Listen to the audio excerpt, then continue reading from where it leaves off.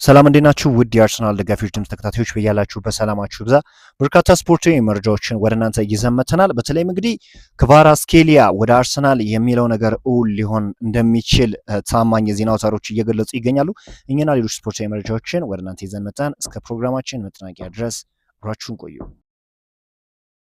አርሰናል ክቫራትስኬሊያ፣ ቲኖ ሌቭሬሞንት እና ማርከስ ካሳዶ ያሉ ኮከቦች ላይ አይኑን ጥሏል። እናም ከፍተኛ የ280 ሚሊዮን ዩሮ የክረምት የዝውውር ወጪ ለማውጣት እየተዘጋጀ መሆኑ ተዘግበዋል።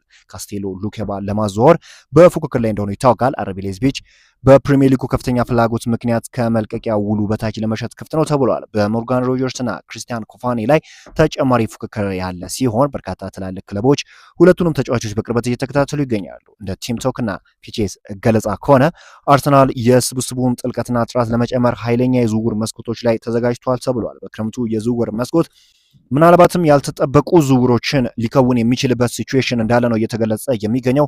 የክቫራትስኬሊያ የነ አልቫሬዝ ዝውውሮችን ባንዴ የመጨረስ እድል እንዳለው ነው እየተገለጸ የሚገኘው።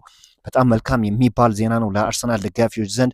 ብዙዎች ላጠብቁ ትችላላችሁ፣ ግን በጣም ከፍተኛ ወጪ አርሰናሎች አውጥቶ በተለይም የፕሪሚየር ሊጉን ዋንጫ የሚያነሱ ከሆነ እጅግ ለመፈጸም ከባድ ይሆናሉ የተባሉ ዝውውሮችን ለመፈጸም ዝግጁ እንደሆኑ እየተገለጸ የሚገኘው። ከዛ ውጪ የኤብሪቼ ኢዜ እንግዲህ በተለይም ወደ ልምምድ መመለስ በጣም መልካም የሚባል ዜና ነው። የተጫዋች እንግዲህ በአርሰናል ቤት ሲሰራ የነበረውን ነገር ሁላችንም እናውቃለን። ታዲያ ይሄ ተጫዋች ወደ አርሰናል ስብስብ እንደተመለሰ ነው እየተገለጸ የሚገኘው። ተጫዋቹ የግል ልምምዱን በይፋ ጀምሯል። በቅርቡም እንግዲህ ከስብስቡ ጋር አንድ ላይ በመሆን ልምምዱን ያደርጋል ተብሎ ነው የሚጠበቀው። በጣም መልካም የሚባል ዜና ነው ለአርሰናል። በዛሬው ዕለት እንግዲህ አርሰናል ከቦርንማውዝ ጋር የሚገጥም ይሆናል። አርሰናል እንግዲህ በሊጉ ያደረጋቸው ያለፉት 8 ጨዋታዎች ያለምንም ሽንፈት ያጠናቀቀ ሲሆን ቦርንማውዝን በበኩሉ ያለፉትን 11 ጨዋታዎች ሽንፈት አልቀመሰም።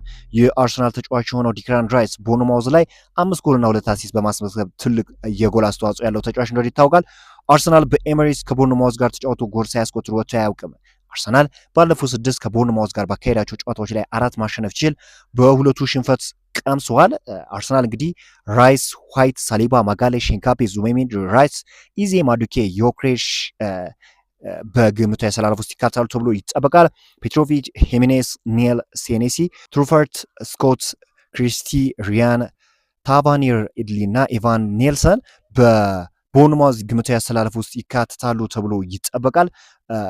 እንደሚታወቀው የቡድን ዜናን ወደ እናንተ የማጋራችሁ ይሆናል። በአርሰናል በኩል ቡካዮ ሳካ፣ ቲምበር፣ ካላፊዮሪ፣ ኦዲጋርድ በትላንትናው የልምምድ ክፍለ ጊዜ አለመሳተፋቸውን ተከትሎ ጨዋታው ሊያመልጣቸው እንደሚችል የሚጠበቅ ሲሆን ሚካኤል ሜሪኖ በደረሰበት የረጅም ጊዜ ጉዳት ከዛሬው ጨዋታ ውጪ ይሆናል ተብሎ ይጠበቃል። ዜናይን ካፔ ከደረሰባቸው መጠነኛ ጉዳት አገግመው ለዛሬው ጨዋታ ዝግጁ እንደሚሆኑ ይጠበቃል። በቦርንማውዝ በኩል የሀገራት ጨዋታ ላይ ጉዳት የደረሰባቸው ኩሪፕ እና አሌክስ ሂሜኔዝ ከጉዳታቸው አገግመው ለዛሬው ጨዋታ የሚደርሱ ሲሆን ጀስቲን ክላይቨርት እና ሉዊስ ኩክ ከዛሬው ጨዋታ ውጪ መሆናቸው ተዘግቧል።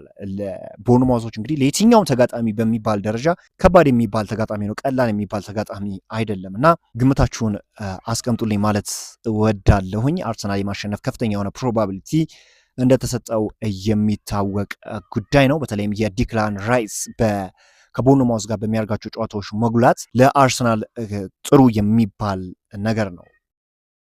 ይህ ጨዋታ እንግዲህ ወደ ዋንጫ ብዙ እርምጃ የሚጠጋበት አይነት ጨዋታ ነው። የቤት ስራውን መውጣት የሚችል ከሆነ የነጥብ ልዩነቱ ወደ 12 አስፍቶ ሲቲ ላይ ጫና ማሳደር ይቻላል። የቦርንማውዝ አስኪ የካውንተር ጨዋታ በጣም መጠንቀቅ ይገባዋል። በተለይም ፉልባኮች ቤን እና ስኬሊ ከሆኑ ከመሃል ሜዳ ተጫዋቾች እገዛ ያስፈልጋቸዋል። በሚካኤል አርቴታ የሚመሩት አርሰናሎች የዛሬውን ጨዋታ ኳሱን ተቆጣጥሮ እንደሚጫወት ሲጠበቅ፣ ቦርንማውዝ በኩሉ በመልሶ ማጥቃቶች እንደሚጫወት ይጠበቃል። እንግዲህ መልካም የሆነ ውጤትን እንመኛለን። እናንተም ያላችሁን እንግዲህ ግምት አስቀምጡልኝ ማለት እወዳለሁኝ። አጠር ያሉ ስፖርታዊ መረጃዎችን ከዚህ በኋላ እንግዲህ የምናጋራችሁ ይሆናል። ቻናሉን ሰብስክራይብ እንዲሁም ቪዲዮ ላይክ እና ሼር ማድረግ ፈጽሞ እንዳይዘነጋ።